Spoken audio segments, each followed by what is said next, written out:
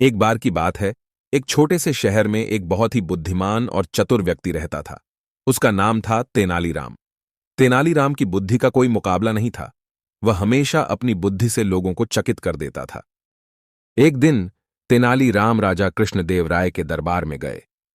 राजा कृष्णदेव राय बहुत ही बुद्धिमान और न्यायप्रिय राजा थे। वे अपने दरबार में बहुत से विद्वानों और बुद्धिमान लोगों को रखते थे।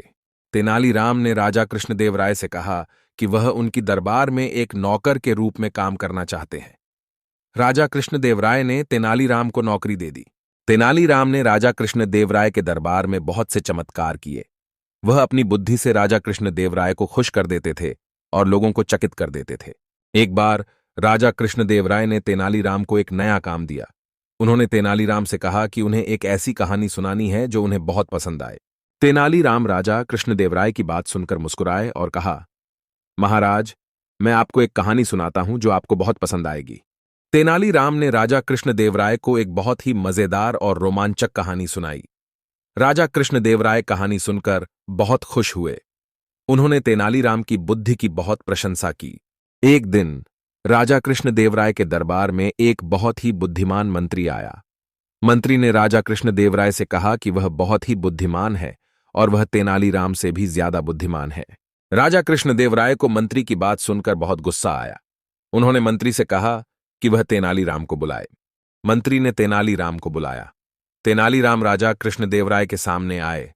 राजा कृष्णदेव राय ने मंत्री से कहा कि वह तेनालीराम को एक सवाल पूछेगा और अगर तेनालीराम इसका सही जवाब नहीं दे पाए तो वह तेनालीराम को नौकरी से निकाल देंगे। मंत्री ने राजा कृष्णदेव राय की बात मान ली।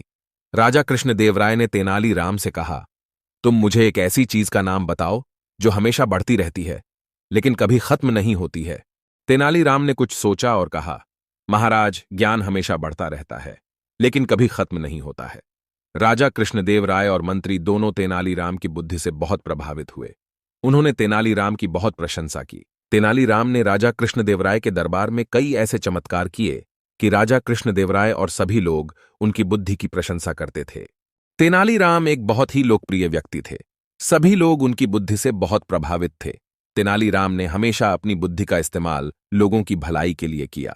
इस कहानी से हमें ये सीख मिलती है कि बुद्धि का सही इस्तेमाल करके हम बहुत कुछ हासिल कर सकते हैं।